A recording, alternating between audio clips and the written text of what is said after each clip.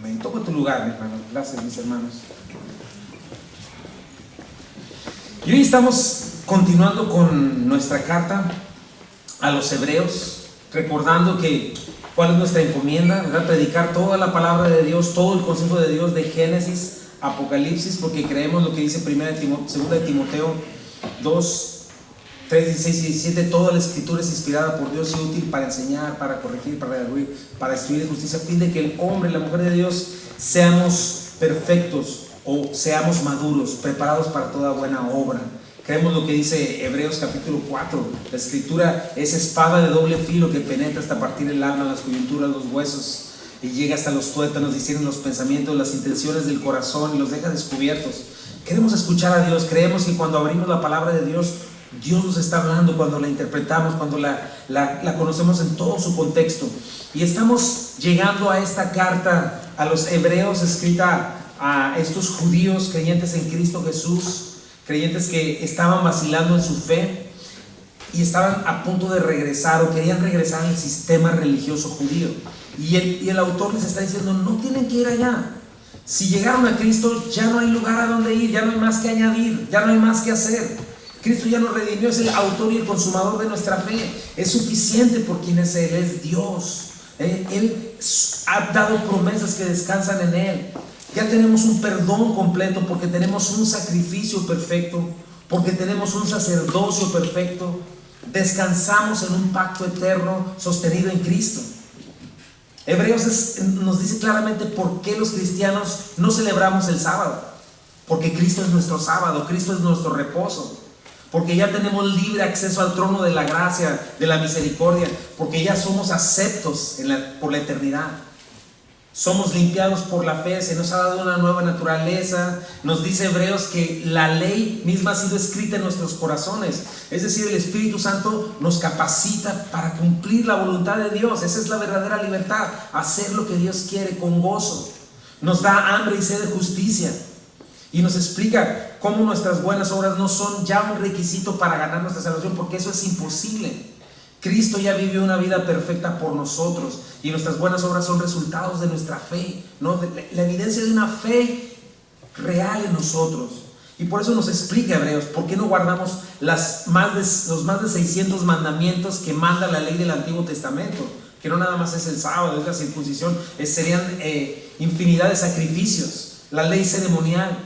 ¿Por qué nos dice? Porque Cristo ya cumplió a la perfección por nosotros la ley. Ya está sentado a la derecha del Padre, solo esperando que sus enemigos sean puestos por estrado de sus pies. Y entonces Hebreos nos está diciendo esto: es inútil, es imprudente regresar a cosas inferiores, ir a cosas terrenales, meramente externas. Les está diciendo a los hebreos: es inútil que regreses a ordenanzas, a sacrificios, a sacerdocio, cosas que tenían un propósito, llevarnos a Cristo, pero ya no tienen más uso. Dios ya no está esperando nuestras buenas obras para reconciliarnos con Él, pero sí nos pide algo. Y ahorita estamos yo creo que el corazón de esta carta de Hebreos, versículo 12 nos dice: vivan por fe. ¿Quieren honrarme? ¿Quieren agradarme? Vivan por fe. Eso es lo que nos dice. La Biblia nos dice: somos salvos por fe y fe solamente. Nos mantenemos salvos por fe y fe solamente. Somos transformados por fe y fe solamente. Pero entonces nos explica ¿qué es la fe? Y para explicarnos lo que es la fe nos da un capítulo completo para explicarnos no solo con palabras, sino con la experiencia, con la vida de otros héroes de la fe. ¿Cómo luce una fe genuina? Entonces, es algo importante que entendamos esto. Si la fe que Hebreos 11 nos describe no concuerda con la fe que hoy se predica, uno de los dos está mal. Yo no creo que sea la Escritura. A ti y a mí nos toca confiar y creer en nuestro Dios perfecto o decidir creer en el hombre imperfecto, tú sabes. Pero Hebreos nos muestra lo que es la fe, nos está mostrando, nos está ilustrando en esta lista de personas que claramente hemos visto que fueron justificadas, fueron salvadas, fueron bendecidas, no por su bondad, no por su capacidad, no por su religión, sino por su fe, por confiar en Dios, en quién es Él, lo que Él dice y promete. Movidos por esa obediencia a Dios, hicieron algo. Por eso nos dice Hebreos 11:1: es pues fe la certeza de lo que se espera y la convicción de lo que no se ve. Es algo que tenemos que dejar claro. ¿De qué tengo certeza? ¿Qué estoy esperando por fe? ¿Dónde descansan estas convicciones que moverán mis decisiones y mi estilo de vida? En aquello que es aquello que no veo, por lo cual tengo esta certeza absoluta. Respuesta, lo hemos estado viendo, en Dios, quien no miente, quien es eterno, fiel, verdadero y bueno, en lo que Él ha dicho, en lo que Él ha prometido y en lo que manda. Entonces, esa es la base de la fe. Fe es la certeza de la realidad de lo que Dios ha dicho y quién es Dios. Plena confianza en las promesas de Dios, en el carácter, en su naturaleza, en sus atributos. Por eso también hemos llegado a la conclusión de algo. Yo no genero la fe. A mí no me toca, eso es muy cansado. Yo tendría que estar todos los días haciendo la lista. A ver, ahora qué quiero y ahora lo quiero por fe. Y es muy complicado. La fe es un regalo de Dios. Entonces la fe es instruida por la verdad, por lo que Dios ya ha dicho. Mientras más conozco y camino con mi Señor, entonces entiendo la realidad de la fe. Yo no creo mi propia realidad. Eso es lo que me está diciendo Hebreos. Dios no me dice, a ver, ¿qué se te antoja? Bueno, ahora créelo y se va a materializar en sus manos. No, esa no es la fe bíblica. La realidad de mi fe descansa en las promesas de Dios. Otra cosa que vimos también es que yo no sostengo mi fe. Yo no soy encargado, mis sentimientos, mis emociones, mi adrenalina, mis deseos, no son lo que sostienen mi fe. Pobrecito de mí, si eso fuera. Es Dios que al manifestar su palabra y mis convicciones son moldeadas por ella, por esta confianza, mi estilo de vida manifiesta esta convicción y entonces puedo sostenerme en eso. Y es lo que estamos viendo y vamos a ver un poco de eso. Mi estilo de vida, mi manera de ver este mundo, la manera en la que gasto mi vida, sea por promesas eternas o por las mentiras de este mundo temporal, ¿verdad? Mis decisiones son las que van a definir mi fe. Y entonces nos da el ejemplo de estos hombres y mujeres. Nos dice, todos estos hombres y mujeres alcanzaron buen testimonio. Y checa otra cosa que vas a aprender acerca de la fe. Mira cómo la fe no se trata de lo que obtienes o de las cosas que llegan a tus manos. Porque no podemos medir la fe de esa manera. ¿Te acuerdas qué sucedió? ¿Qué dice ahí en Hebreos? Que ellos no recibieron lo que Dios les prometió. Entonces, ¿de qué se trata la fe? No que yo oro y tengo lo que... Bueno, la fe más bien se basa en la esperanza y la paciencia que produce. ¿Te acuerdas de Abel? Vimos a Abel. ¿Qué obtuvo Abel de su fe? Obtuvo ser justo, ser llamado justo al adorar a Dios en espíritu y en verdad. Pero ¿qué crees? Fue asesinado por su hermano Caín. Y su hermano Caín en su tiempo fue el primer hombre exitoso humanistamente hablando, porque fue el que creó este Edén alterno, lejos de Dios. Dirás, como que algo no checa, ¿verdad? ¿Qué obtuvo Enoc? Enoc caminó fielmente con Dios por 300 años, sufrió también persecución, etcétera, pero su recompensa, ¿cuál fue? Dios lo llevó con él sin ver muerte. Eso está padrísimo. Pero te fijas, por ahí va la fe. ¿A cuántos les altera la idea de que Dios se los llevara ahora mismo? Algo no anda bien en nuestra fe, ¿verdad? Algo anda mal en nuestra manera de ver la muerte y la vida. Entonces, es algo importante que la fe instruya. La palabra instruye tu fe. ¿Qué obtuvo Noé? ¿Te acuerdas? Noé supo cómo vivir su vida para salvar eficazmente a su familia.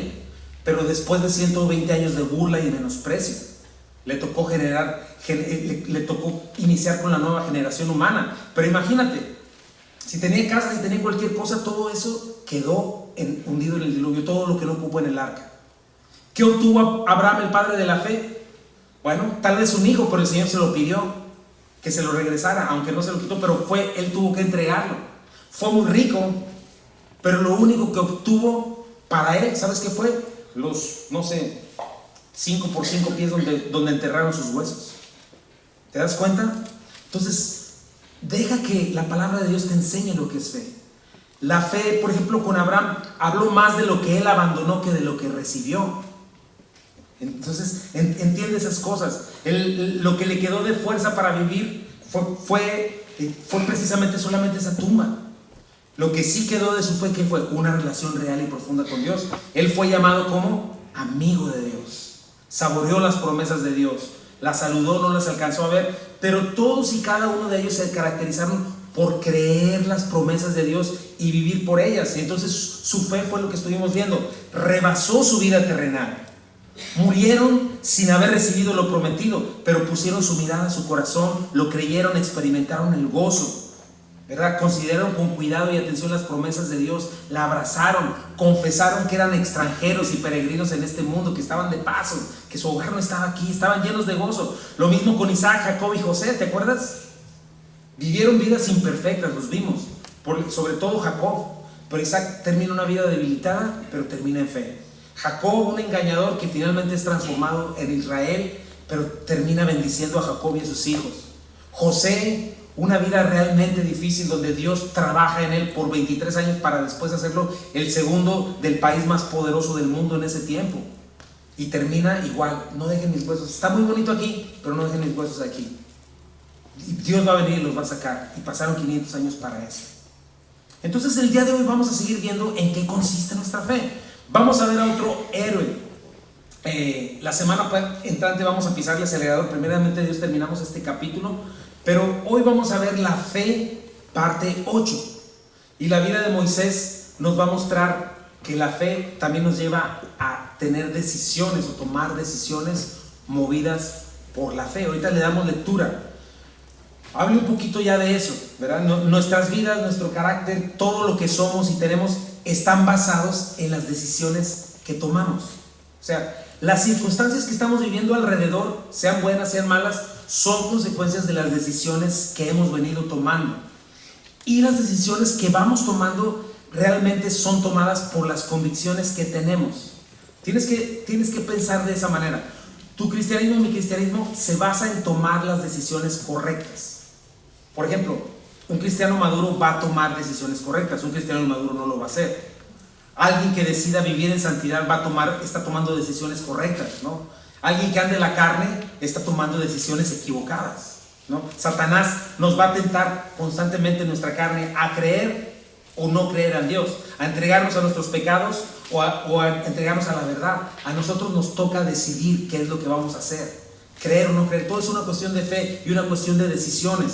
Nos toca creer, por ejemplo, al compartir el evangelio, si es necesario que salgamos y compartamos el evangelio, si creemos que en verdad hay urgencia afuera de que la gente se está yendo al infierno y entonces decidimos o testificar o no testificar, ¿no? Necesitamos creer si tenemos o no tenemos una necesidad de leer la Biblia diariamente, de orar, de ir o no ir al domingo.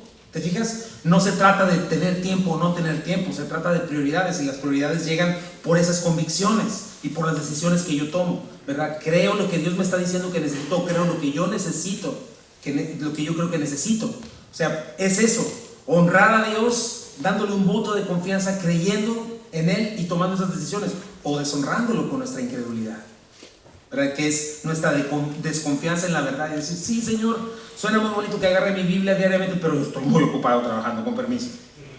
¿Me explico? Entonces, esas decisiones de fe son las que afectan nuestras vidas. Todo gira alrededor de esas decisiones, y nuestras decisiones como cristianos necesitan basarse en lo que Dios ha dicho, y entonces vamos a estar seguros. Ahora, para estos judíos era muy importante hablar de Moisés, porque Moisés es una persona clave para los judíos, y para ellos toda la cuestión religiosa se trataba de eso, de yo me porto bien, yo alcanzo mi salvación, yo tengo que, yo genero, yo soy todo, alcanzando a Dios, que es la religión. Y sin embargo Él les dice, ¿sabes qué? Aún Moisés, la vida de Moisés fue una vida rodeada por la fe. Moisés caminó y se levantó porque actuó en fe. Entonces nos va a mostrar esto, y vamos a ver esto: 3 decisiones en fe que aceptaron algo, y 4 decisiones de rechazar algo por fe. Y de la misma manera para nosotros. Ahora sí vamos a darle lectura. Hebreos 11:23 dice así: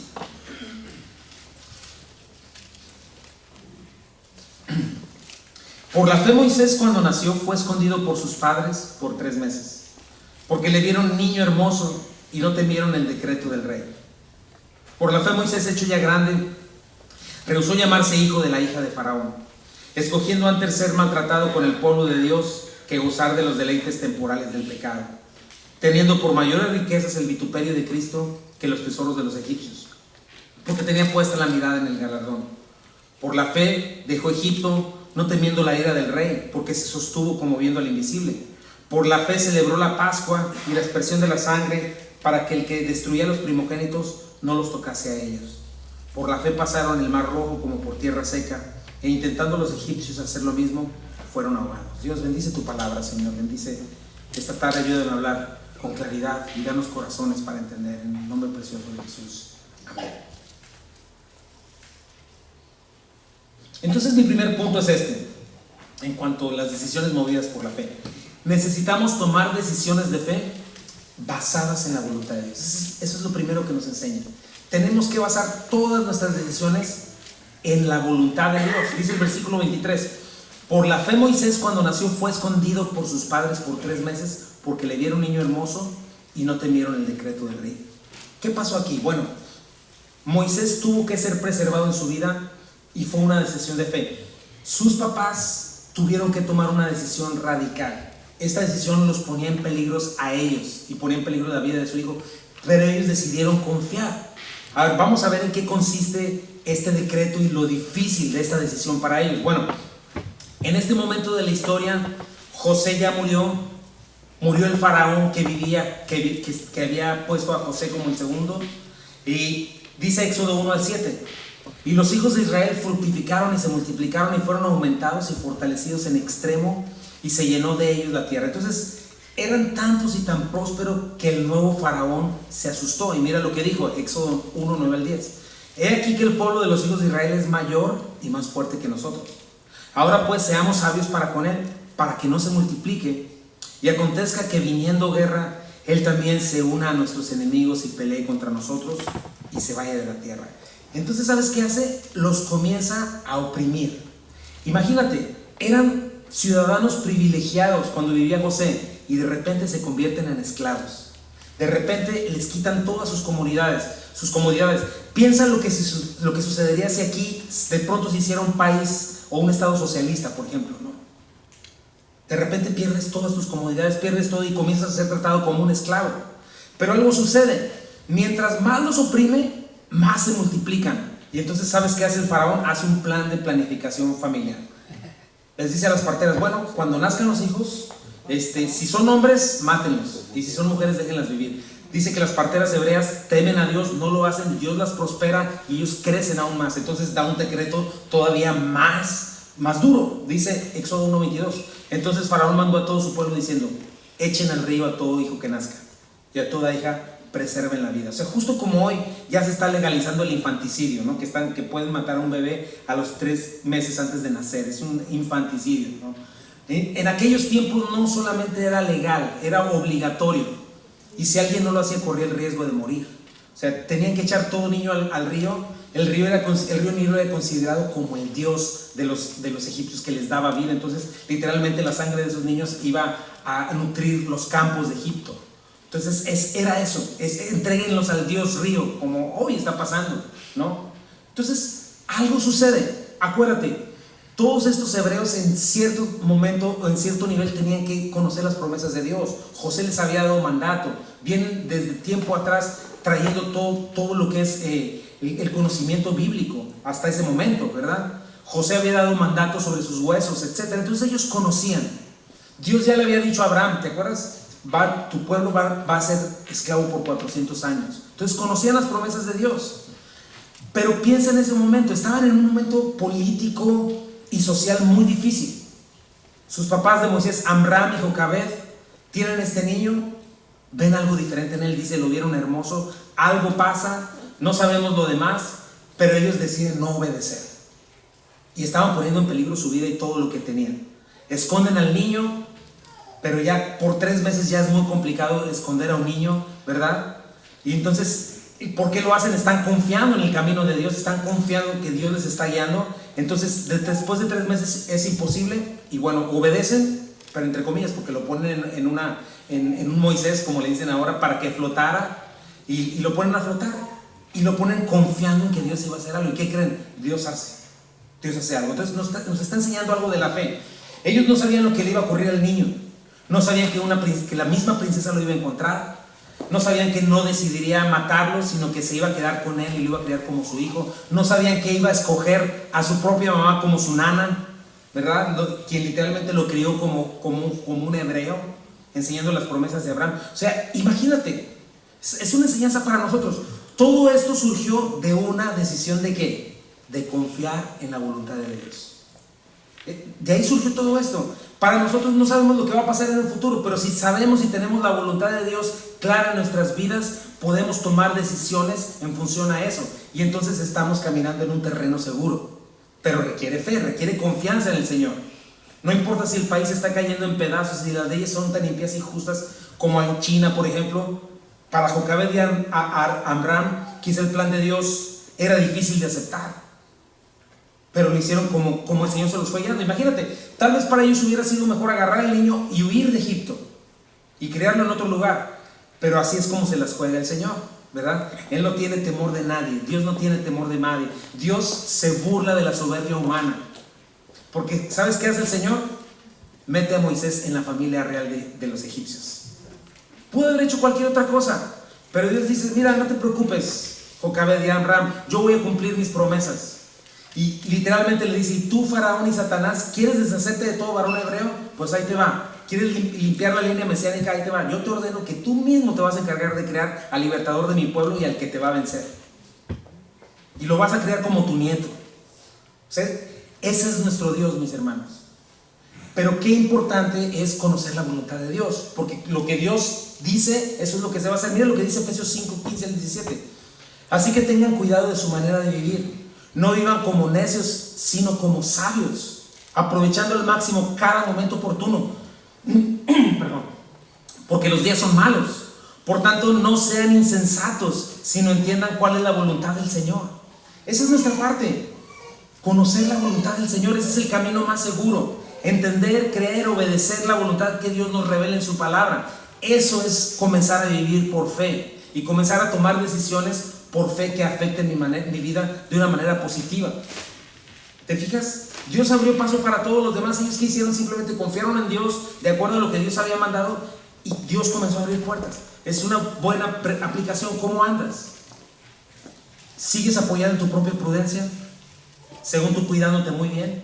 Cheque el ejemplo de esta familia. Confiaron en Dios, creyeron a Dios a pesar de una circunstancia que para cualquiera parecería imposible.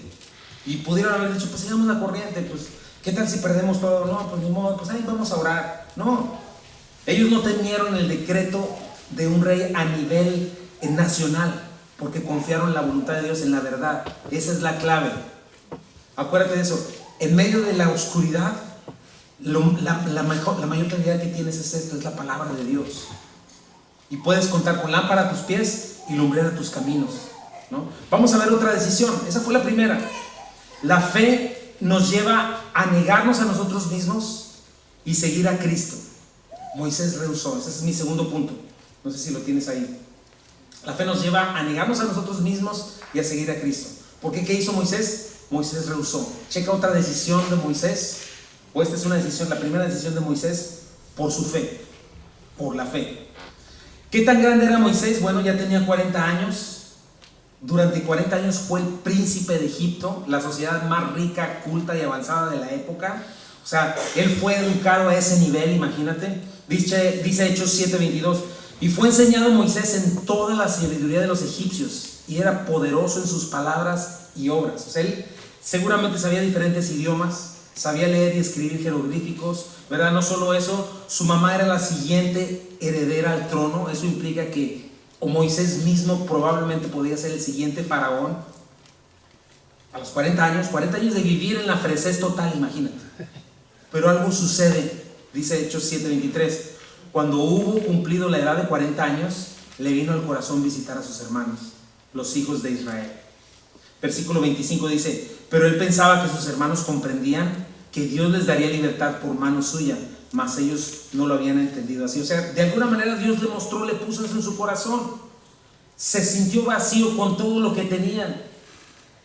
Algo hizo que él dejara de ver todos sus privilegios y empezara a atender el llamado de Dios más que cualquier otra cosa, al punto de que menospreció quizá llegar a ser el rey de Egipto. O sea, Moisés estaba rechazando estirpe, reconocimiento, poder, seguridad, influencia, ¿verdad? Rehusar es la palabra arneomai, que significa desconocer, literalmente, renunciar a algo. Y esto nos recuerda también a nosotros, mis hermanos. En cierto sentido, nosotros también estamos llamados a rehusar algo cuando nos entregamos a Cristo. Cuando recibimos al Señor como nuestro Señor y Salvador, estamos llamados a rendirnos a Él. Nosotros también, antes de Cristo, nosotros somos los reyes. Antes de Cristo reinamos nosotros. Y cuando venimos a Cristo se supone que le entregamos el control de nuestras vidas. Y le empezamos a decir, Señor, ahora tú vive, ya no vivo yo, más vive Cristo en mí. Tú ahora gobierna en mí. Porque aparentemente yo soy libre, pero soy esclavo de mis pecados. Yo creo que soy el rey de mi vida, aunque no lo soy. Pero cuando vengo a Cristo y me rindo a Él, le estoy cediendo el control. Dios también me llama por fe a hacer eso. Lucas 9:23 dice, y decía a todos, si alguno quiere venir en pos de mí, niéguese, es la misma palabra. Niéguese a sí mismo, tome su cruz cada día y sígame, ¿verdad? Desconózcase a sí mismo, esta palabra significa rechácese a sí mismo, tome su cruz y siga al que es ahora el dueño de su vida, que es Dios. Eso fue lo que hizo Moisés. Rehusó su vida que tenía tan fresa, la puso a un lado para seguir a Cristo. Es muy importante. Número 3, la fe nos lleva a poner en la balanza y escoger entre el reino de Dios y este mundo. O sea, Moisés no solo rehusó, también decidió escoger, escogiendo antes que ser maltratado con el pueblo de Dios, versículo 25, que gozar de los deleites temporales del pecado. Esto es algo bien interesante. Imagínate, Moisés está escogiendo el maltrato con el pueblo de Dios. Piensa en la situación política en la que estaban, en la situación económica y moral, y está despreciando los deleites temporales del pecado. Imagínate todo lo que él puede vivir como hijo del faraón, como hijo de la hija de Faraón. ¿Por qué? Porque estaba creyendo las promesas de su Dios a su pueblo. Él prefirió ser parte de un pueblo con promesas eternas que ser parte de una potencia del mundo. ¿Por qué? Porque esta potencia de todos modos dejaría de serlo eventualmente. Escoger la palabra jaireomai, que significa tomar, preferir, seleccionar, ¿verdad? Es algo interesante. Moisés fue educado en las más altas ciencias de Egipto, pero también fue formado por su mamá biológica. Y entonces de alguna manera Dios lo llamó. Y Moisés llegó a entender algo. ¿Cuánto va a durar mi vida? ¿Cuánto me va a durar el deleite aquí, aunque yo llegara a ser faraón? ¿Cuánto va a durar mi vida como parte del pueblo de Dios? ¿Cuánto va a durar mi vida siendo un egipcio incrédulo? Eso es algo importante a tomar. Mira lo que dice Salmo 45:6. Tu trono, oh Dios, es eterno y para siempre. Cetro de justicia es el cetro de tu reino. Isaías 40:28 dice, ¿no has sabido? ¿No has oído que el Dios eterno es Jehová, el cual creó los confines de la tierra? Eternidad otra vez. Jeremías 10:10 dice, pero el Señor es el Dios verdadero, el Dios viviente, el Rey eterno. Cuando se enoja tiembla la tierra, las naciones no pueden soportar su ira. Moisés había entendido esto. Apocalipsis 22:1-5. Después me mostró un río limpio de agua de vida y resplandeciente como cristal, que salía del trono de Dios y del Cordero, y no habrá más maldición, y el trono de Dios y del Cordero estará en ella, y sus siervos le servirán, y verán su rostro, y su nombre estará en sus frentes. No habrá allí más noche, y no tienen necesidad de luz, de lámpara, ni de luz de sol, porque Dios, el Señor, los iluminará, y reinarán por los siglos de los siglos. Piensa en eso, mi hermano, porque esas son nuestras promesas y eso fue lo que confió Moisés. ¿Qué le diría un incrédulo a Moisés? Ay, Moisés, no seas tonto, mi hermano. Yo jamás hubiera renunciado a mi mejor vida ahora. Porque para un incrédulo eso es lo único que cuenta. O sea, no tendría sentido esto. Para un incrédulo no tiene sentido que un mártir dé su vida por la fe. Es un desperdicio. Para el incrédulo es, comamos y bebamos que mañana moriremos, mañana vamos a dejar de existir. Pero la Biblia nos dice algo muy distinto. Somos eternos. Y sí, piensa en eso. Moisés pudo haber sido el número 1 de Egipto, pero solo por lo que duró su vida. Para ese tiempo tenía 40 años. Sabemos que murió a los 120 años. O sea, imagínate, si ascendía al trono, no sé cuántos años más faltaría para que muriera este faraón. Pero ponle otros 60 años. Y sí, iba a ser el rey de la potencia. Pero te voy a decir algo. Hoy por hoy, Egipto ya no es una potencia. Y toda esa generación que despreció a Dios también desapareció. Y quizá pudieron vivir para los deleites temporales del mundo. Y a lo mejor vivieron, ponle 120 años. Y Moisés decidió sufrir con su pueblo dentro de Egipto, quizá por unos meses nada más. Obviamente dejó atrás el ser hijo de la hija de Faraón. Pero piénsalo de esta manera. Desde el tiempo de Moisés hasta hoy, ¿sabes cuánto ha pasado? 3.518 años aproximadamente.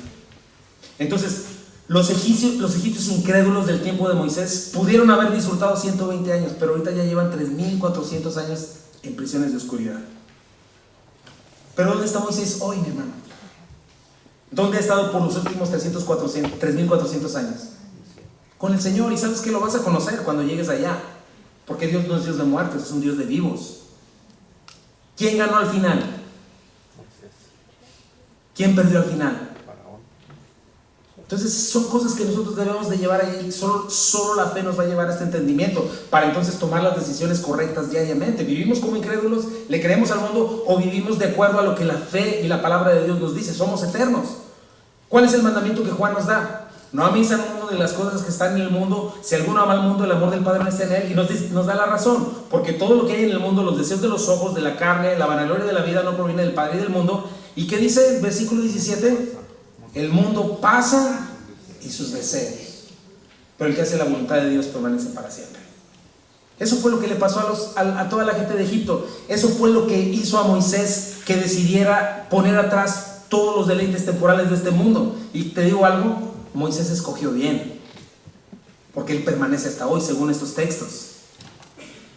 ¿Qué llevó a Moisés a este punto, mi hermano? Yo no creo que haya sido la manipulación de su mamá biológica. Ándale, hijo, por favor, porque si no tienes que hacer esto. No creo que haya sido condenación. Definitivamente no creo que haya sido conveniencia. ¿Sabes qué fue lo que llevó a Moisés a este punto? ¿De qué viene hablando el capítulo 11? La fe. Su fe. Moisés creyó a Dios. Tomó la decisión de creer a Dios como verdadero. Y ahí eso lo llevó a escoger bien. Entonces nosotros también tenemos que hacer eso, mis hermanos. Poner en la balanza y decidir si queremos nuestra mejor vida ahora o morimos a nosotros mismos. Y decirle a los apetitos de nuestra carne, seales cual sean, no. Adulterio, pornografía, chisme, obras de la carne, ¿verdad? Porque todas esas cosas producen cierto placer. Y decirle que no es aflicción para la carne. Decirle no a la vanagloria de la vida, al éxito, la fama, al poder temporal. ¿Qué significa? ¿Que tenemos que ser votos de pobreza? No se refiere a eso. Ver el dinero como lo que es, un medio, no un fin. Somos mayordomos de algo. Decir no a la codicia. Quizás sí nuestro cuerpo tenga que sufrir, porque mientras otros están dándole vuelo a la hilacha por allá, ¿verdad? Nosotros estamos diciendo no, porque quiero honrar a Dios. Entonces en ese momento estamos decidiendo ser maltratados junto con el pueblo de Dios. Pero luego vamos a permanecer para siempre. Tú escoges. Decisiones. Punto número 4. La fe nos lleva a tener una perspectiva, estándares y valores contrarios a los del mundo. Moisés evaluó. Esta es otra palabra interesante. Dice Hebreos 11:26. Teniendo por mayores riquezas, imagínate eso, el vituperio de Cristo que los tesoros de los egipcios, porque tenía puesta la mirada en el galardón. O sea, Moisés negó su mejor vida en Egipto. Escogió maltrato con el pueblo por esta causa, porque tenía esa es una palabra, hegeomai, significa que estimó, consideró, que evaluó meticulosamente su decisión. Moisés no nada más se aventó así, pensó en todos los pros y en todos los contras, y puso la oferta de Egipto y la oferta de Dios delante de él. Imagínate, Moisés era rico. Egipto era de los países más ricos que existían, pero a Moisés por alguna razón le pareció abundantemente mayor, enorme, notablemente mayor riqueza. Eso significa esa palabra, sufrir por la causa de Cristo. Imagínate, aunque Cristo vendría mucho tiempo después, pero siempre se trata de esto, de la fe en el Mesías, de los cuales estaba disfrutando. Le pareció más precioso esto. Vituperio es la palabra oneideismos, que significa eso: descrédito, insulto, burla, deshonra. O sea, ¿cómo puede ser eso? Porque dice ahí que su palabra su mirada estaba dirigida hacia otro lugar. Moisés no se dejó seducir. La fe, checa eso, abrió sus ojos y lo llevó a no quitar sus ojos del galardón y la recompensa de honrar a Dios con su fe. Mirar es eso, es la palabra apoblepo, y se refiere a poner tu mirada en una cosa dejando de ver cualquier otra cosa que esté alrededor. O sea, por ejemplo, a mí me pones una televisión enfrente y no sé qué me pasa, pero todo alrededor deja de existir, me quedo así, ¿verdad? Es esa tensión que pones cuando tu equipo favorito ya está en el área chica a punto de meter gol, ¿no? En ese momento mi hija puede venir y decirme, préstame el cochecito, dame $100, voy a Luis y cuando necesiten. Es esa mirada que te hace poner tus ojos ahí y no voltear hacia ningún otro lugar. O sea, Moisés estaba cautivado de verdad por las promesas de Dios.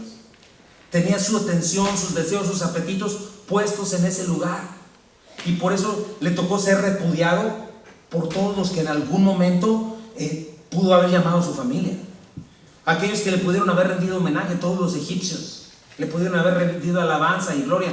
Finalmente terminó recibiendo burla, deshonra, descrédito, insulto. Porque cuando él estuvo ahí con las plagas, no creo que le hayan hablado muy bonito a Moisés. El faraón le dijo, ¿tú qué es? ¿Quién eres? Vete de aquí. Entonces es una realidad para nosotros también, mis hermanos, hoy en día. Ser cristianos nos convierte en una minoría.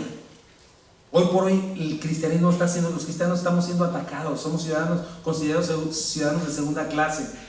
Los medios ateos especialmente están en contra del cristianismo. Y si tú te pones a favor de la verdad y dices que lo que Dios manda es lo que debe ser, y si tú dices, ¿sabes qué? El aborto es infanticidio. Si tú dices, el homosexualismo no es una identidad, es un comportamiento y es un comportamiento pecaminoso, te llaman racista, dictador, intolerante, y si pudieran nos borrarían del mapa, así como en otros países. ¿Sabes que hubo una marcha pro vida hace poco en Washington? No lo supiste, lo único que supiste es que un muchacho según se estaba burlando de un niño. Eso es lo que sacaron en los medios. Pero ¿sabes que hubo más de 600,000 personas? Pero los medios guardaron silencio.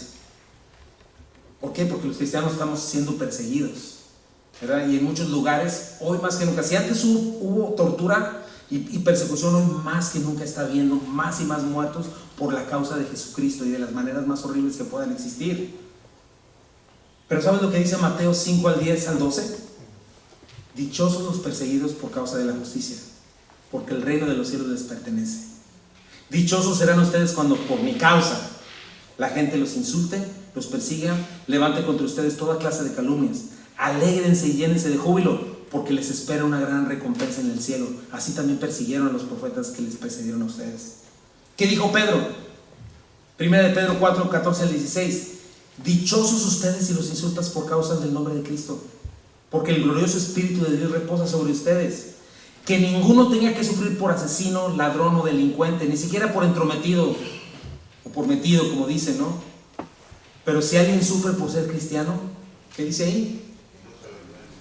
Que no se avergüence, alabe a Dios por llevar el nombre de Cristo. Más adelante lo vamos a estudiar, Hebreos 13, 12 al 14.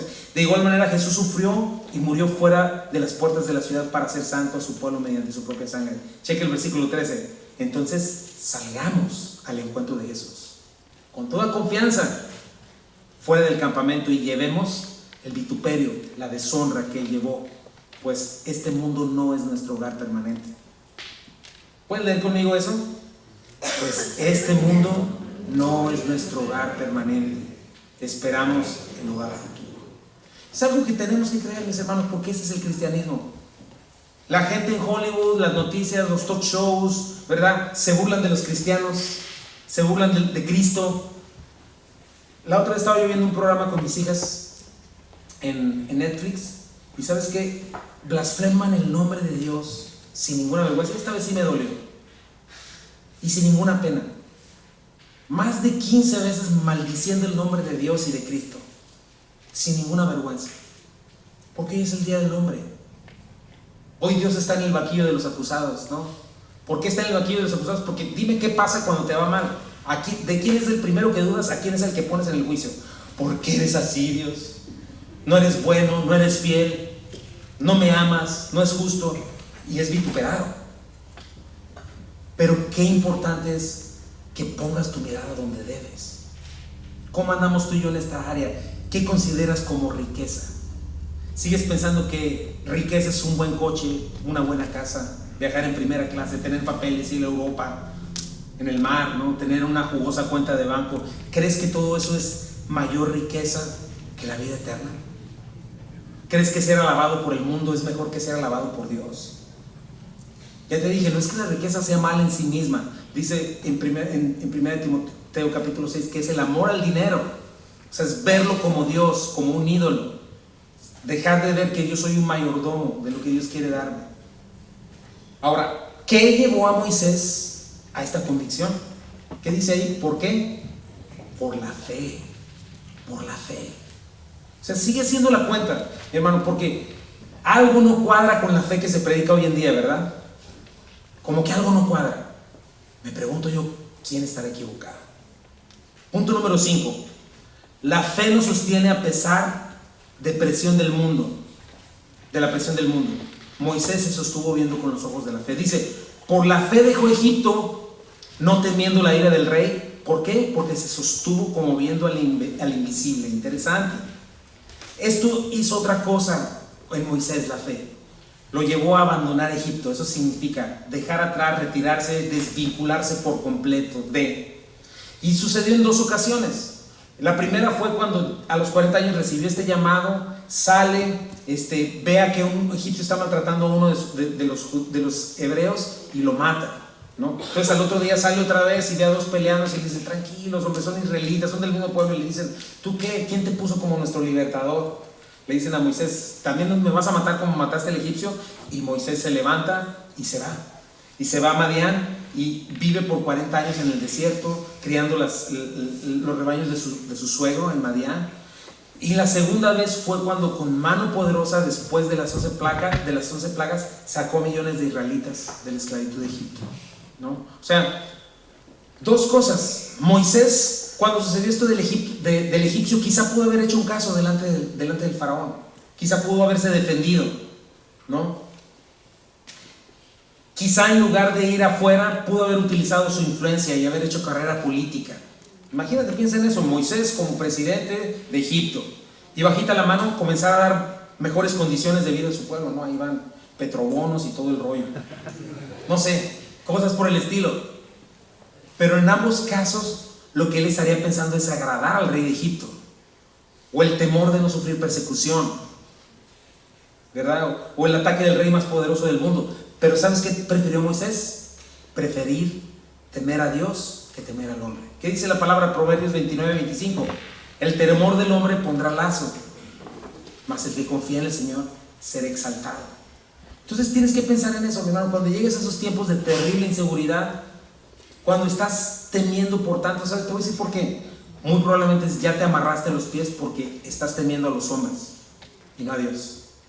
Ya estás pensando, para ti está siendo más importante el qué dicen las personas a qué dice Dios, y entonces estás cerca de tropezar y no vas a avanzar. Pero dice aquí que confiar en el Señor, ¿qué dice? Serás exaltado. Quiere decir que Dios te va a poner en alto y te va a poner libre de la inundación. Y ese es el punto, mi hermano. El mandamiento más repetido por toda la Biblia es no temas, no temas. O sea, si vas a tener temor, honra a Dios y teme a Dios, porque eso fue lo que sostuvo a Moisés. Sostener, esa es la palabra cartereo, que significa ser fuerte, firme, paciente, perseverante, soportar, ser constante. Eso es muy importante, porque solo sosteniendo y viendo al Señor es lo que te va a mantener así. Y checa el juego de palabras. ¿Cómo puedes ver a alguien invisible? Pues es interesante. Y sostenerte en medio de una tormenta, pues por medio de la fe. ¿Qué es la fe? La certeza de lo que se espera y la convicción de lo que no se ve. Esa es la clave de la fe, mi hermano, y esa es la riqueza de la fe. No lo que obtienes con la fe, sino la paciencia y la esperanza que te produce. Dice 1 de Pedro 5-7, dice, por la fe que tienen, Dios los protege con su poder hasta que reciban esta salvación, la cual está lista para ser revelada en el día final, a fin de que todos la vean. Así que alégrense de verdad, les espera una alegría inmensa, aun cuando tengan que soportar muchas pruebas por un tiempo breve. Estas pruebas demostrarán que su fe es auténtica. La fe nos hace perseverar, nos hace ganar paciencia, mientras tenemos fijos nuestros ojos en el galardón, la recompensa, nuestros ojos puestos en el invisible. Entonces nuestra fe se convierte en paciencia que soporta lo que sea, y esa paciencia se convierte en honor a Dios, porque estamos confiando en Él a pesar de las situaciones difíciles. Romanos 5:1-4 dice, Justificados pues por la fe tenemos paz para con Dios por medio de nuestro Señor Jesucristo, por quien también tenemos entrada por la fe esta gracia en la cual estamos firmes. Te fijas esta firmeza de Moisés, y nos gloriamos en la esperanza de la gloria de Dios, o sea, lo que viene en el futuro. Y no solo esto, sino que también nos gloriamos en las tribulaciones, sabiendo que la tribulación produce paciencia, y la paciencia prueba, y la prueba esperanza. Por eso Jesucristo, después de haber hablado bien fuerte acerca de la persecución, termina diciendo en Lucas 21:19: con su paciencia ganaréis vuestras almas. Ese es el más preciado tesoro de nuestra fe. ¿Por qué creen que es tan importante conocer al Señor, al invisible? ¿Por qué creen que es tan importante que agarres la Biblia y le digas: Dios, yo quiero conocerte, abre mi entendimiento, quiero conocer tus atributos, Señor, quiero que hables a mi corazón, quiero conocer tu carácter? Puedo decirte por qué. Porque esa fe y ese conocimiento de Dios es lo que te va a sostener. Viendo al invisible. No vemos a Jesús, no vemos a Dios, pero podemos ver sus obras. Podemos ver su fidelidad en nuestras vidas cuando hemos confiado. Podemos ver su palabra. Podemos sostenernos en ella cuando Él se revela a nosotros en medio de la peor dificultad. Pero si no pasas tiempo ahí, ¿cómo vas a crecer en tu fe? Acuérdate, es un regalo de Dios, y la fe es instruida y nutrida por la palabra, por la verdad. Punto número 6. La fe nos lleva a obedecer y aceptar la provisión de Dios. O sea, Moisés obedeció. Checa el versículo 28. Por la fe celebró la Pascua y la aspersión de la sangre, para que el que destruía a los primogénitos no los tocase a ellos. Este es otro de los lados positivos de tomar correctas decisiones, ¿verdad? Aceptar la provisión de Dios. Está hablando de la 11ª plaga. ¿Qué sucedería en esta plaga? Todos los primogénitos iban a morir. Y no nada más estoy refiriendo a los niños. Si yo como papá era el primogénito de mi casa, yo me tocaba morir, ¿no? Y no solamente a mí, a los animales, a todo lo que era primogénito. Lo puedes ver en Éxodo 11. Y dice, nos habla de la Pascua. ¿En qué consiste esto? Bueno, escogían un cordero, se tenía por 3 días, se le sacrificaba, la sangre se rociaba en los dinteles de la puerta y arriba, o sea, en los lados y arriba, para que al ver la sangre el ángel pasara de largo. Eso significa Pascua, pasar de largo, y no pasara ningún primogénito, no matara ningún primogénito que estuviera dentro de esa casa. Obviamente no es la sangre la que alejaba al ángel de la muerte, pero rociarla, como había obedecido Dios, era el acto de fe y obediencia, hacer lo que Dios les pidió. Y esta sangre sí simbolizaba el sacrificio de Cristo, nuestro Cordero de Dios, que conquistó la muerte para los que creemos en Él. Obviamente en este momento el pueblo de Israel no lo entendía bien, ni siquiera Moisés, pero sabían que era parte del plan de Dios, y si Dios se los estaba mandando, ellos sencillamente obedecieron. Y eso es lo que hace la fe. Muchas veces Dios nos da su provisión divina. No es a veces lo que queremos ni lo que estamos esperando, pero es lo que Dios nos da, y a veces no parece tener sentido, no lo podemos procesar con nuestro entendimiento, pero Dios está cumpliendo su voluntad, y al final lo que está esperando de nosotros finalmente, ¿qué es? Que confiemos en Él, que obedezcamos plenamente, basados en lo que Él nos ha pedido. A veces nos da mandatos y nos dice: haz esto. ¿Por qué? Nuestra salvación es por fe, y por fe solamente. ¿Y cuál es una de las excusas que a los incrédulos les encanta decir a esto cuando les presentas el evangelio? Pues es que no puede ser tan sencillo. ¿Cómo que yo no tengo que participar? ¿Cómo que no obras? ¿Cómo que no ritos? Yo tengo que hacer algo. Pero no están creyendo, porque la fe nos dice: no, Cristo ya lo hizo todo.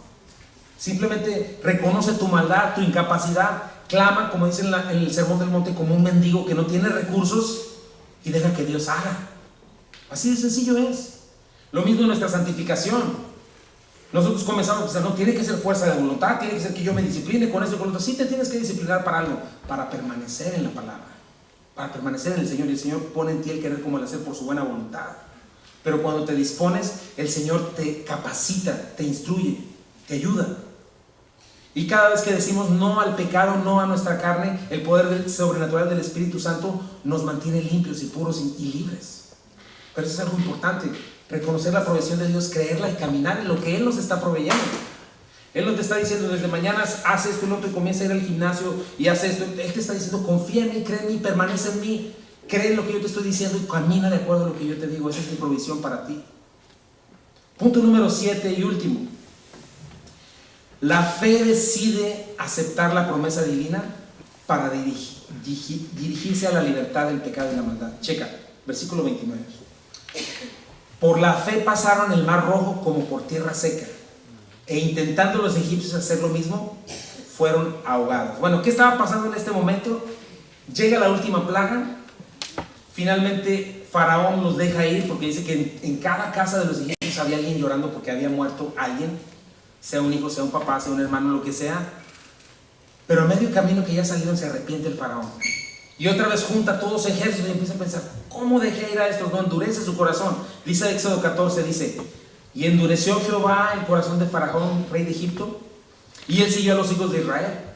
Pero los hijos de Israel habían salido con mano poderosa, siguiéndolos pues los egipcios con toda la caballería y carros de Faraón, su gente de a caballo y todo su ejército los alcanzaron acampados junto al mar, al lado de Piahairot, delante de Baal Zephón. Y cuando Faraón se hubo acercado, los hijos de Israel alzaron sus ojos, y aquí que los egipcios venían tras ellos, por lo que los hijos de Israel temieron en gran manera y clamaron. Este es de mis capítulos favoritos, te lo recomiendo, una acción impresionante. Bueno, desde su perspectiva, ¿qué les pasa a los hebreos? Ya estaban atrapados, no hay escape. Y como siempre se desenfocan, se descorazonan y comienzan a renegar. Checa, después de 11 plagas que Dios ya había mandado, pero delante de la prueba comienzan a desconfiar porque se desenfocan. Dice Éxodo 14, y dijeron a Moisés, ¿no había sepulcros en Egipto que nos ha sacado para que moramos en el desierto? Y ya todos sacan su violín. Dice, ¿por qué has hecho así con nosotros, que no nos has sacado de Egipto? O sea, estábamos mejor cuando éramos esclavos y en tinieblas y con latigazos en la espalda. ¿No es esto lo que te hablamos en Egipto diciendo, déjanos servir a los egipcios? En ese, literalmente cuando nos decimos, era mejor antes cuando no conocía a Cristo, nada que ver, ¿no? Dice, porque mejor nos fuera servir a los egipcios que morir nosotros en el desierto. ¿Quién les dijo eso? Ellos armaron su propio teatro. Entonces llega la promesa de Dios a través de Moisés. Checa 13 y 14, y Moisés dijo al pueblo, no temas, estén firmes y vean la salvación que Jehová hará con ustedes, porque los egipcios que hoy han visto nunca más para siempre los verán. Jehová peleará por ustedes y ustedes estarán tranquilos. Qué increíble. Me encanta la respuesta del Señor. Pero mira lo que hace Moisés, lo que le dice Dios a Moisés. Entonces Jehová dijo a Moisés, ¿por qué clamas a mí? Di a los hijos de Israel que marchen. O sea, ya no había más que ver. Yo me imagino que Moisés se puso de rodillas sobre él y le dijo, ¿qué haces ahí? Párate. Y le dice en Éxodo 14, 16 al 17, alza la vara, extiende tu mano sobre el mar y divídelo. Ahí está el mandato de Dios. Y entren los hijos de Israel por el medio del mar en seco. Y aquí yo endureceré el corazón de los egipcios para que los sigan. Y yo me glorificaré en Faraón y en todo su ejército, en sus carros y en su caballería. Interesante, porque Dios simplemente pudo haber abierto el mar sin ayuda de Moisés. Sin embargo, le dice a Moisés, alza tu vara, extiende tu mano y divídelo. ¿Qué significa esto? Que Dios utiliza a Moisés y Moisés tuvo que utilizar fe para poder hacer eso, para confiar en la orden y la promesa de Dios y levantar su mano. Entonces, eso es lo que tenemos que recordar también, mis hermanos. Dios siempre va a dar lugar a la fe en todo lo que hacemos. ¿Por qué crees que nunca todo sale así? Bien, siempre hay dificultades, siempre hay tropezones, porque Dios necesita que volteemos a Él y que actuemos por fe y no en nuestra carne, que lo honremos con nuestra fe. Y al menos por este momento, obviamente Moisés cree en Dios, confía en Dios y hace lo que Dios le pide, ¿verdad? Y el pueblo de Dios confía y comienza a cruzar el mar Rojo en tierra seca. ¿Por qué? Por creer en la promesa de Dios a Moisés. Y empiezan a caminar por el fondo del mar, imagínate, se parten las aguas y estaba seco, ni siquiera estaba lodoso. Y sabes que eso yo creo que requiere mucha confianza y fe. Imagínate ver unas paredes impresionantes así, yo me imagino las ballenas y todo el rollo a un lado así. Es algo impresionante. Ellos podían pensar, ¿qué tal si se le va la onda a Dios y se nos cae todo esto encima antes, no? No sé, temer. Pero mis hermanos, hay algo que tenemos que entender. La única garantía que tenían ellos, ¿sabes qué era? La palabra de Dios. Ellos sabían que Dios no va a cambiar, que Dios no los va a olvidar, pero su palabra es suficiente. Y eso es lo que nosotros es igual, mis hermanos. La palabra de Dios para ti, para mí es suficiente para creer. ¿Por qué crees que parezco disco rayado diciéndote que leas? Lo que hacemos al creer es algo importante. No es dar un paso de fe al vacío con los ojos cerrados. Eso es paganismo. Nada que ver, esa no es la fe. La fe es escuchar a Dios, conocerle, tomar su palabra y decir, ¿ya dijiste, Señor? Ahí voy, aunque me sea cruzar por el mar Rojo. Entonces es cuando ves la victoria. Acuérdate de algo, por eso la incredulidad es algo terrible y deshonra contra Dios, porque estás negando la fidelidad de Dios. Cada vez que tú no le crees a Dios y no actúas de la manera correcta y no tomas la decisión correcta, estás diciendo: Dios, tú no eres bueno, tú no eres todopoderoso, o tus intenciones para mí no son buenas. Y eso causa destrucción. Checa qué hicieron los egipcios. Endurecieron sus corazones y ¿qué crees? También cruzan. Pero ¿por qué ellos sí se ahogaron y por qué los otros no? Porque ellos no cruzaron por fe. ¿Sabes qué hicieron ellos? Ellos hicieron lo que hoy se le llama fe. Si estos pobres inútiles esclavos israelitas pasaron, ¿a poco nosotros no podemos? A ver, egipcios, confíen en sí mismos, crean en ustedes, sueñen, propónganselo, porque Dios va a cumplir. Comprometan a Dios. Cuidado, porque eso es tentar a Dios. Y dijeron, los israelitas fueron, vamos nosotros. Buena vibra. A ver todos, a ver, 1, 2, 3, un grito de júbilo. Nada se nos puede negar en la vida.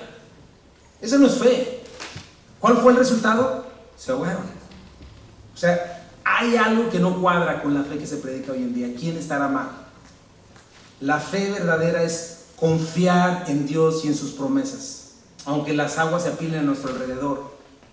Y si el Señor nos dijo crucen, hay que cruzar, porque si esos egipcios que vivieron no los van a volver a ver. Es una promesa que Dios nos da. Pero no pierdas de vista algo: Dios es el que les prometió cruzar. Dios es el que les ordenó cruzar y el que les prometió sacar los vencedores. Son dos cosas que no debo perder de vista cuando yo actúo. Señor, ¿cuál es tu voluntad? ¿Qué me dices en tu palabra? ¿Qué me estás mandando a hacer? ¿Te acuerdas de Pedro? ¿Qué hizo Pedro cuando estaban en la barca y ven al Señor venir caminando? El Señor estaba sobre el mar caminando. ¿Te acuerdas? Y Pedro lo ve: Señor, eres tú. Entonces, ¿qué le dice? Señor, si eres tú, manda que yo vaya. Pedro no se aventuró por su propia cuenta. Eso fue lo que hicieron los egipcios, se aventuraron por su propia cuenta. Pedro caminó de acuerdo al mandato de Cristo. Obviamente se hundió porque dejó de ver al Señor y empezó a poner sus ojos en las olas. O sea, dejó de ver las promesas de Dios. Pero es bien importante: si el Señor nos envía a cruzar y los problemas están a punto de caernos encima, en ese momento Dios está probando tu fe. Y al recordar sus promesas, al confiar en Él, ¿sabes que el Señor se está deleitando en mostrarte su fidelidad? Porque se gozaron impresionantemente cuando terminaron de cruzar, y todos bailando y haciendo cosas impresionantes allá por lo que Dios hizo. Y Dios estaba feliz de mostrarte: ya viste que soy fiel, ya viste que soy bueno, ya viste cómo mis intenciones para ti son de bien y no de mal, ya viste mi poder, ya viste que no hay nada imposible para mí. Ahí es cuando Dios es glorificado, cuando confiamos en Él, cuando no tenemos más que su promesa para apoyarnos. Y entonces es cuando vemos su ayuda fluir sin estorbo. Es cuando vemos su vara y su callado infundiéndonos aliento en el valle de sombra de muerte. Entonces piensa en eso, mi hermano.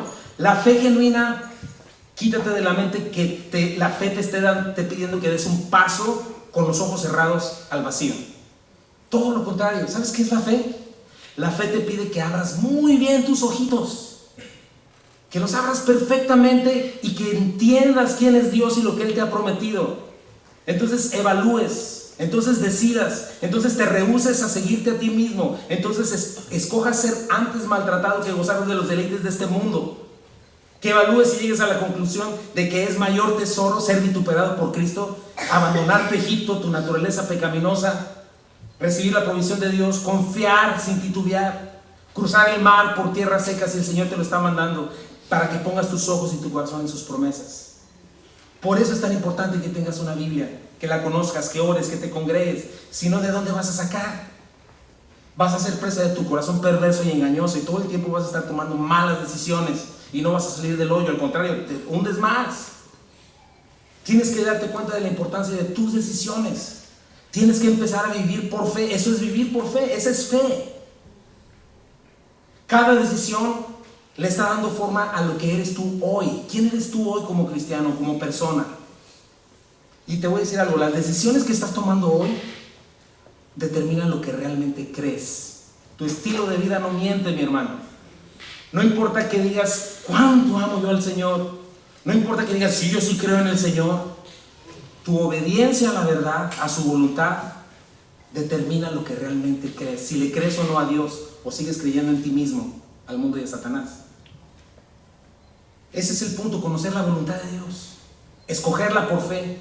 Y cuando haces eso, estar consciente, estoy escogiendo la decisión correcta porque es la voluntad de Dios. Aún antes de ver resultados.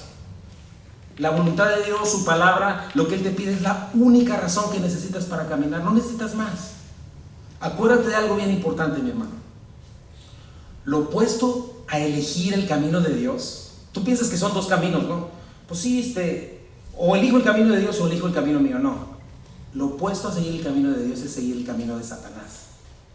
No creer en Dios es creer en Satanás. Cuando tú pecas, estás creyéndole a Satanás. Estás creyendo que su camino es mejor que el de Dios y Él siempre te va a hacer creer que caminar en sus caminos es más fácil. Pues es lo que siempre has hecho.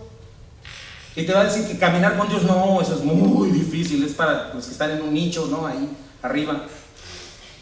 Pero lo que estamos haciendo es creerle al padre de mentiras sobre el padre de la verdad.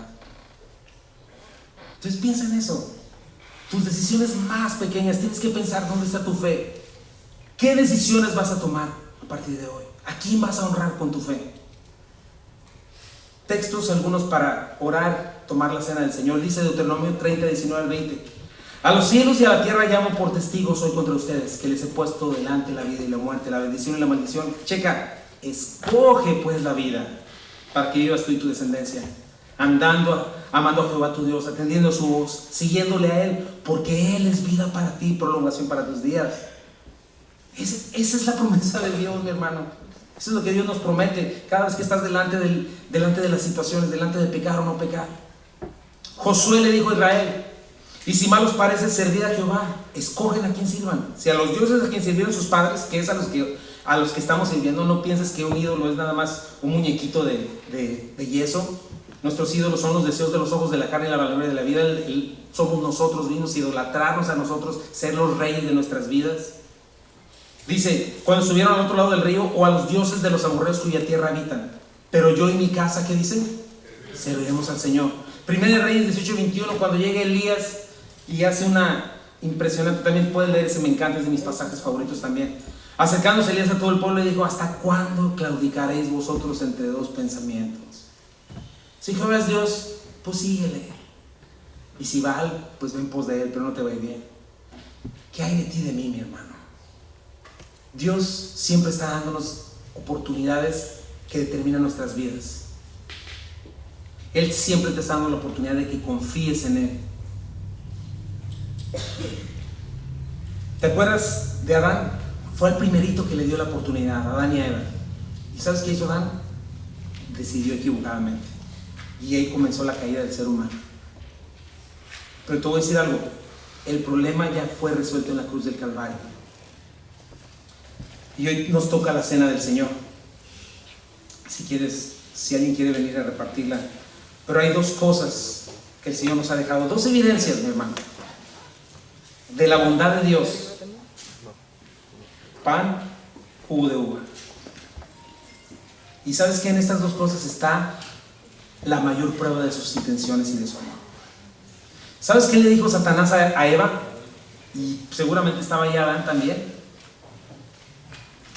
¿Te acuerdas qué le dijo? Dios les dijo: no comas porque vas a morir. Satanás llega y le dice a Eva: no morirás. ¿Qué significa que le está diciendo? Dios es un mentiroso.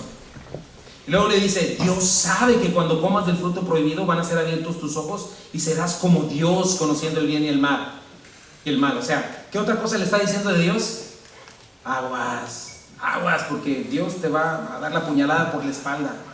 No es quien dice ser.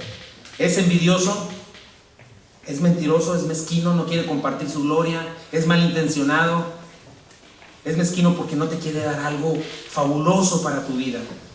Y te voy a decir, ese es el pan de cada día. Todos los días estás luchando con esa decisión, si pecas o no pecas, si confías o no confías en Dios.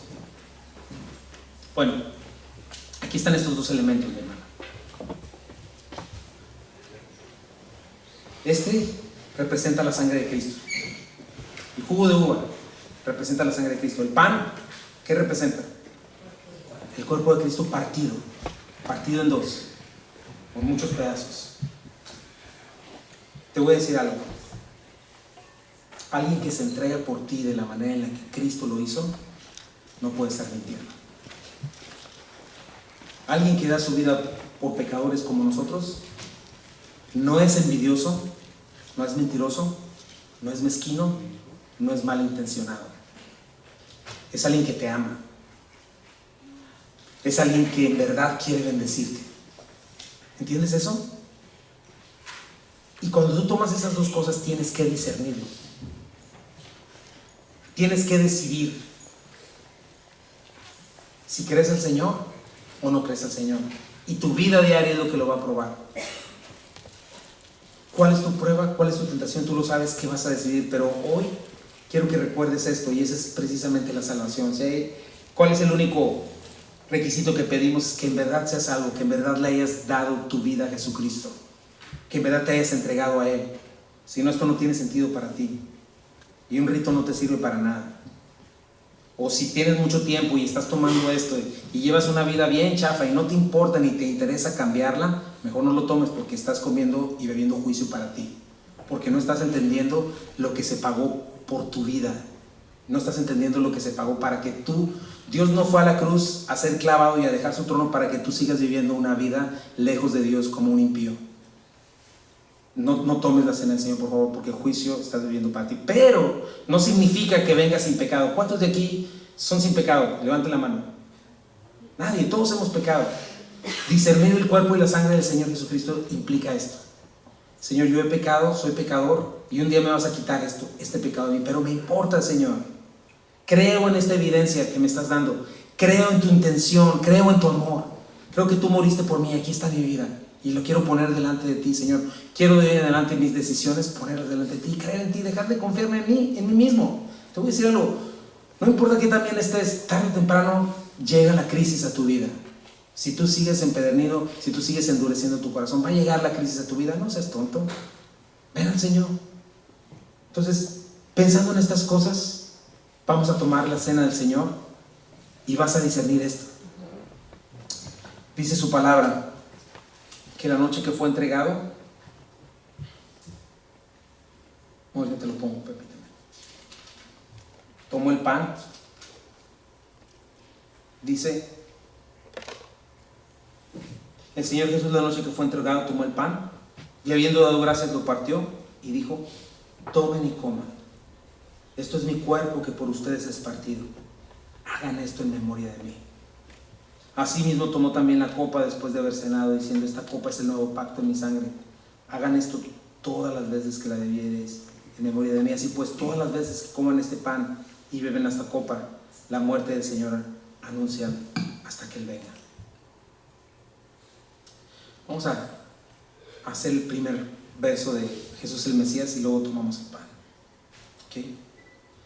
Sigue. Pecado se volvió, aunque no lo conoció, fuimos hechos en Él, justicia de Dios. Él se humilló, llevando la cruz. Amor asombroso, amor asombroso. Puedes tomar el pan.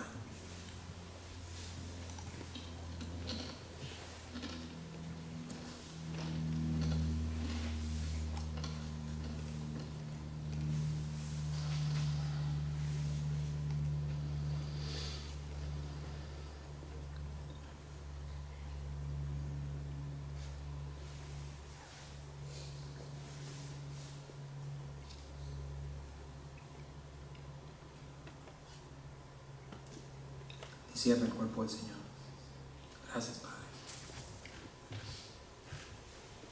Vamos a cantar el segundo verso. Dice: su cuerpo el pan, su sangre el vino, quebrantado fue por amor. La tierra tembló y el velo se rasgó. Amor asombroso, amor asombroso.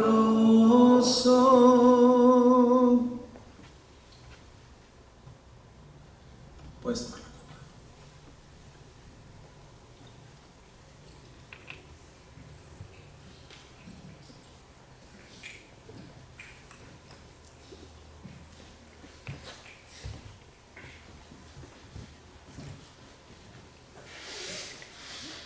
Jesús el Mesías, nombre sobre todo, Redentor bendito, Emmanuel, del pecado rescata, ha pagado el precio. Jesús el Mesías, sobre todo es. Dile: mi esperanza está en ti. Mi esperanza está en ti. Mi esperanza está en ti. Toda gloria a ti, mi Dios. Tú eres la luz, Jesús el Mesías, nombre sobre todo, Redentor bendito, Emmanuel, del pecado rescata, ha pagado el precio. Jesús el Mesías, sobre todo es. Señor, tú eres por sobre todas las cosas, Padre. Semejante evidencia, Señor, no podemos no confiar en ti, Señor. Señor, no solamente tu creación da testimonio de tu poder y de tu amor, Señor. El hecho de que salga el sol cada día, Señor. Pero el hecho de voltear la cruz del Calvario, Señor. El hecho de verte sangrar, Señor. De haber recibido una corona de espinas, Señor. De haber sido atravesado con una lanza. De haber sido latigado al punto de quedar desfigurado, Señor. No nos habla de otra cosa, sino de tu amor y tus intenciones para con nosotros. Dios, líbranos de no creer y no confiar en ti, Señor. Te pido que la próxima vez que tengamos delante de nosotros la tentación, Señor, permítenos, Señor, que tomemos la decisión correcta, Señor, que es confiar en ti, en base a tu voluntad, en base a tu verdad, Señor. Te pido por aquellos que están atorados, Padre, y que siguen necios, Señor, sin querer darte el voto de confianza, Señor, porque no han querido obedecer. Te pido por ellos, Señor. Te pido por mí y por cada uno de nosotros. Ayúdanos, Señor. Protégenos del maligno, Señor. Y permítenos tomar decisiones en función a tu verdad, Señor. Y no volver a confiar en nuestro enemigo, quien solo quiere robar, matar y destruir, Señor. No permitas que cometamos el mismo pecado siempre, Señor. Permítenos confiar en ti, Señor. Sabiendo, Dios, que cualquiera que sea, Señor, tu provisión, aunque no la entendamos, Señor, sabiendo que va a ser nuestro bien. Confiados en tu voluntad, confiados en lo que has hecho, Padre, a pesar de cualquier circunstancia alrededor. Dios, síguenos ayudando a reconocer la fe y a creer, Señor, y a vivir como hombres y mujeres de fe, con una fe real, como tu palabra de Dios nos instruye que es la fe, Señor. Ayúdanos, Padre. Bendícenos, Señor, y ponemos todas estas cosas en el nombre precioso de Jesús, el nombre sobre todo nombre. Amén.